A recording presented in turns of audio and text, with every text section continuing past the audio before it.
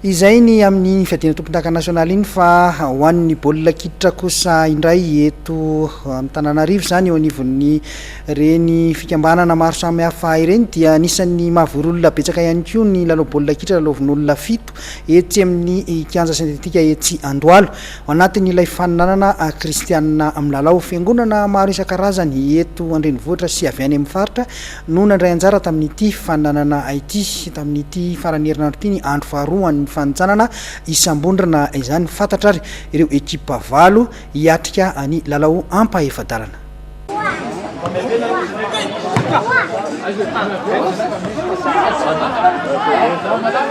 Fantatra taorian'ny andro faharoa izay nitanterahana omaly sy androany ireo ekipa valo tafita amin'ny lalao ampahefadalana eo amin'ny lalao baolina kitra lalaovin'olona 7 ao anatin'ilay faninanana kristianina amin'ny lalao izay karakarain'ny association sportive Prince etsy amin'ny kianja sentetika Andohalo.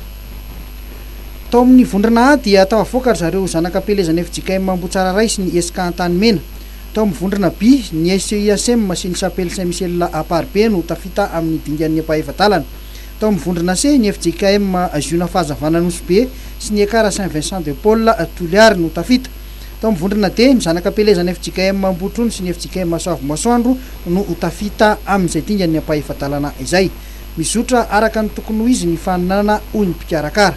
Hatreto aloha zany dia hita tokoa fa tena misy ireo ekipa izay tena efa avolenta mba tsy tenenako hoe fa tokony hiakatra première division mihitsy satria misy zao nefa ekipa efa hita tafavoaka mazava zany zao ny Soavo Masoandro sy ny Ambotrony. Anisan'izany nefa ireo avy any amin'ny faritra ohatran'izany ny Touliary izay anisan'ny tena nampiseho endry dalao tena nampiaikiny maro eo ihany koa nefa ny mahakristianina amin'ny lalao anazy satria tena na finoana samihafa ry zao samy Ekara FJKM ary no faninana any eto toerana sy faritra dia samy fair play tokoa lalao rehetrarehetra.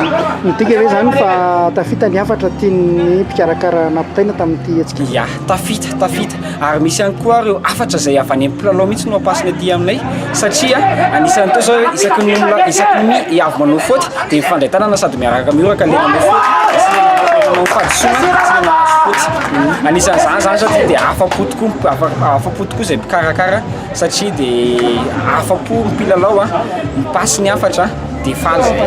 Ankoatran'ny androany sy ny rapitso manahoana ny toy ny fandaharam-potoana? Ya, ny toy ny fandaharam-potoana zany zao dia rapitso zany zao aloha famaranantsika ny match éliminatoire amin'ny heriny ihany kosa dia manomboka ny quart demi-finale ary ny finale izay ho ataontsika ny alahady. Amin'ny alahady ihany koa dia misy ny lalao miavaka izay fanandra amin'ny izay organisateur moa zany sy ny ho anareo mpanao gazety dia isaorana loko moa ireo mpanohananay satria dia zareo ihany koa dia anisan'ny ho avy amin'ny famaranana izao lalao izao. Na dia tsy tafita tamin'ny dingan'ny famaranana zany FJKM Ambatomena dia tonga marobe izy ireo mpanohana ny ekipany tamin'ity androany ity izay nitarihan'ny Ray aman-dreny mpitandrina. Amin'ny alahady fahavita ambin'ny 10 marsa izao no tanterahana ny lalao famaranana amin'ity foty kristianina amin'ny lalao ity.